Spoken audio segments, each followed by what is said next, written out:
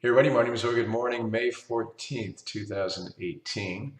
This week's message is going to come to you via video and thought we would just bring to you kind of our macro view from this morning's analysis. And what you see in front of you there is the S&P 500 current weightings among the various major sectors and then our target allocations for client portfolios for their equity exposure. What really jumps out at us is the huge weighting for technology stocks. And just comes by nature of the fact that technology had such a good year, the sector did last year, and continues to do well, relatively speaking, even this year. That's the largest weighting since just before the tech bubble burst, by the way. Vastly different in terms of the fundamentals for technology, I should add. So the fact that it's a big weighting and we haven't seen it that large since the tech bubble does not in any way mean that we have something like the tech bubble looming. Again, fundamentals are way different. Valuations are less than half of what they were then. And we think the prospects are quite interesting for technology going forward. All that said, after such a good run last year, they look a little pricey to us, relatively speaking. We mentioned at the beginning of the year, headwinds for tech would be potential for a stronger dollar this year, which we still think is within the realm of probabilities going forward. Trade war would be really bad for technology, as bad, if not worse, for tech than any other sector. And if we do have some risk off during 2018, like we did, particularly from January 26th on, really at least until early to mid-February, and we haven't really come back to those high levels just yet. But if anything happens in the world, or if the fundamentals begin to break down and people en masse begin to sell stocks, all those S&P 500 derived investments, as they get sold, of course, would have a larger proportional impact, negatively speaking, on technology than it would on other sectors. Of course, it works the other way. If people buy S&P derived investments, well, then more of those allocations will go toward technology.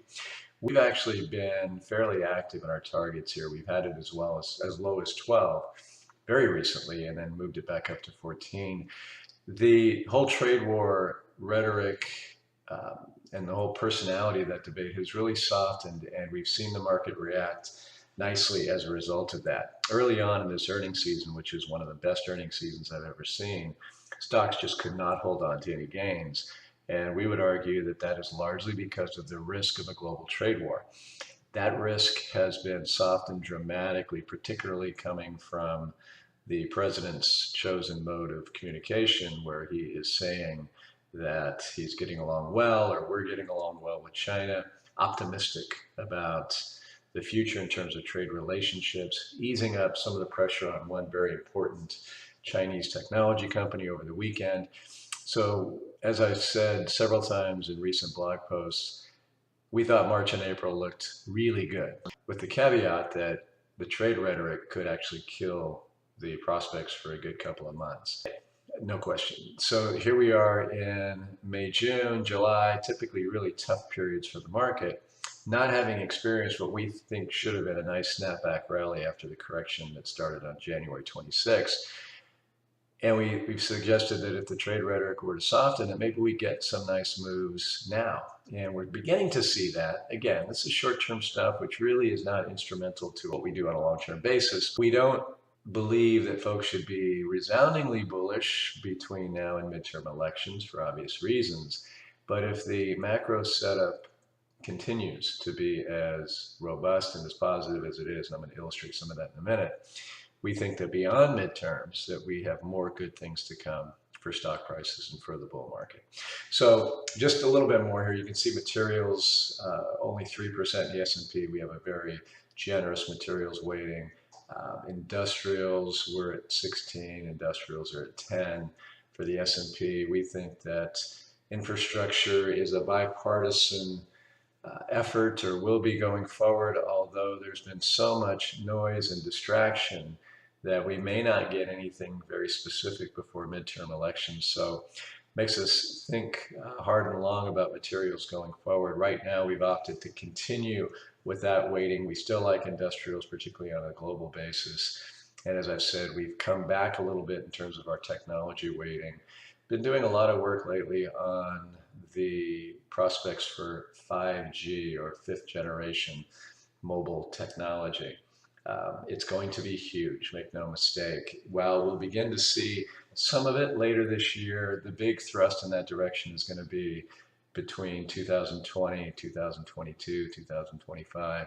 But companies are positioning themselves. It makes telecom quite interesting once again, and we've just boosted our telecom exposure just a little bit from 2% to a still meager 5%. From a long-term perspective, we think there's something there as it relates to telecom, and certainly as it relates to technology in that 5 generation or 5G space. So there'll be more of that, I'm sure, on the blog. We are really digging into what it means, where the opportunities are, and so forth.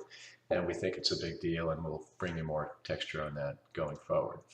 Let's take a look at a couple of our long-term trend indicators. The very basic 200-day moving average. I would argue that that is the most respected by technical analysts and probably one of the best. It's very simple. When the slope of the S&P 500's 200-day moving average in price is sloping higher, that says good things about prospects, the prospects for the market going forward, and it says absolutely we are in the midst of a long-term uptrend. Here we are adding price to that. You can see that price combined with the 200-day moving average can give some signals. Some people will sell the market when price drops below and buy the market when it goes above. As you can see, that can be a very dangerous game to play if the slope of the 200-day is contrary to that trade, meaning here you can see the slope was higher. The trade would have been to sell, but you could have got whipsawed quite dramatically, and if you didn't get right back in, you could have lost some money. Here is the 200-day rolling over during the tech bubble bursting, and then you can see we had a whale of a bear market. Here we are with normal penetration, still sloping upward. Then here we have the rollover with the real estate mortgage-backed security bubble bursting. Here we are coming back, and again, while we've been testing it quite numerously of late, we're still in that nice upward slope. Really like the monthly Bollinger Bands indicator. It's the 20-month moving average, 2 standard deviations above or below. With this middle line here, the 20-month moving average is sloping higher, so it's very good things. Kind of like that 200-day moving average. You can see where the price tends to live during a bull market versus during a bear market. Continuing to be a very strong reading for the overall market and the trend. Looking at a 5-year chart of the daily S&P 500, the price chart, here's that long consolidation box, 2014 to 2016. Really a tough, kind of nauseating period to be in the market. Broke out of that really nicely. Here we are testing that 200-day up above the 50 and the 100-day moving averages now. If you look back historically, we have research partnerships that help us do that, where they'll look at correlation in terms of price movements, draw some analogies to previous years. This is about where we sit today. Historically, it would be that period of 91 to 1996. Similar look, although at this juncture in 1996, after coming out of about a 2-year consolidation period, breaking through that, we haven't really tested much to the downside as of this date in 1996. However, when you fast forward that, as you can see later in the year, it looks a lot like it has here of late. And what this also suggests is that if this correlation continues, we've got quite a nice run still to come. I'm not forecasting that, just looking at correlations historically and suggesting that this bull market not being over for some time yet is within the realm of historic possibilities. Drew this yellow oval here and dated February 12th of 1996 through September 9th to show you that we had, kind of like we're having right now, kind of a nowhere market with a lot of volatility along the way, which is pretty much what we've been setting you up for in our commentaries and in client meetings, that it wouldn't surprise us if we're sitting here 5-6 months from now and really have not really done much in terms of positive moves in the market, and I keep kind of targeting midterm elections in November for that, before we potentially break out, and we will break out in one direction or the other, and we think general macro conditions are what's going to dictate where that ultimately goes, and then we'll continue to allocate accordingly.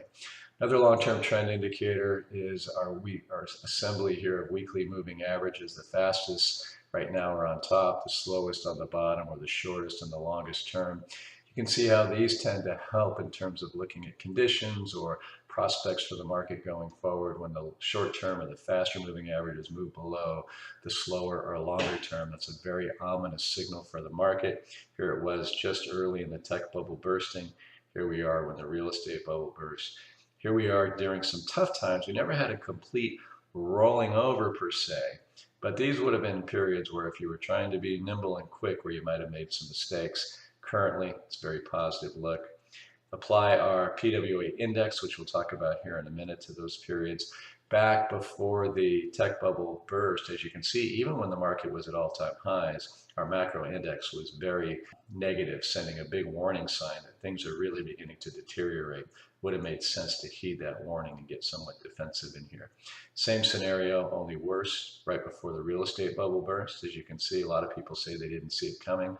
Well, if you had some sort of system that really tracks macro conditions, you might have had a warning. In fact, you would have using our index when we back tested. Here we are with it getting lower, but still in the green, meaning probability still suggests better things. And then here we are during this rough patch, same scenario.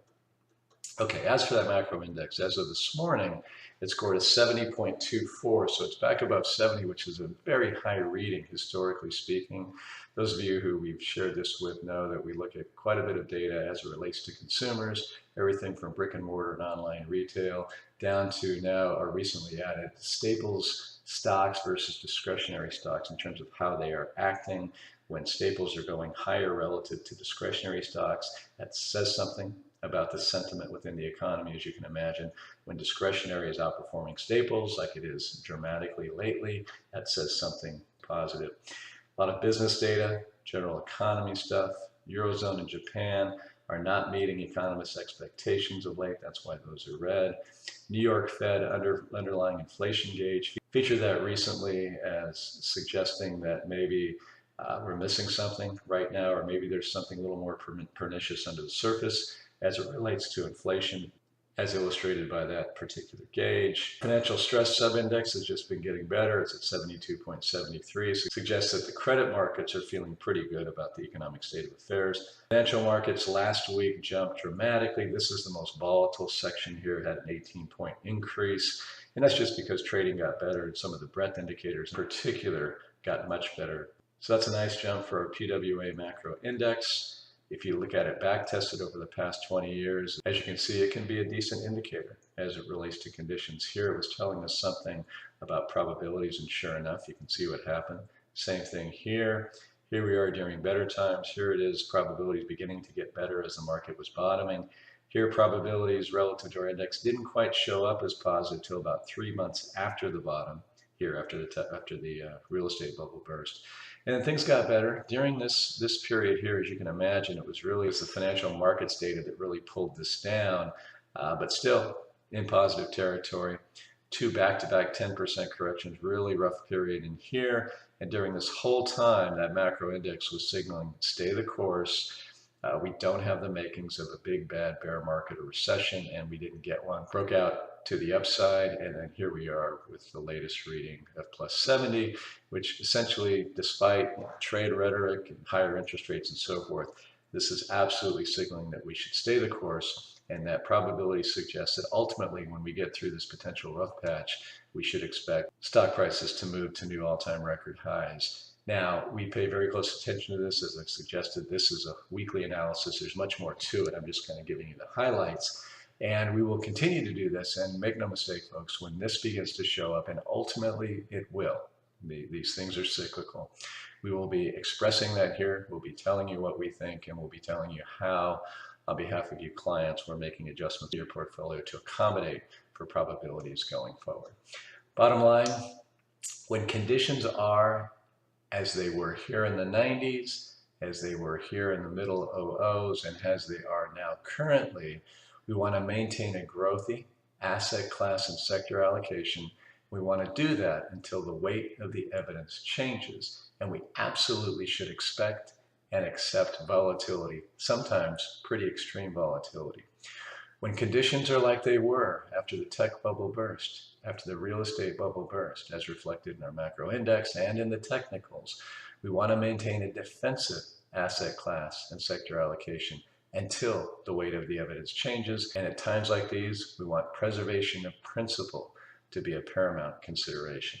So folks, the secret to long-term investment success is to understand you're going to have volatile periods. But if you stick with general conditions and you invest accordingly, odds are that you'll do very well over the long term, as long as you remain patient and you don't react to volatility amid good positive setups. Leave it there this morning. Thank you as always for watching and listening. Look for more written material on the blog this week. It's going to be an interesting week, particularly from a trade standpoint. There's a number of economic indicators we're paying close attention to, and we'll share those with you as we see fit. Have a great day. Bye-bye.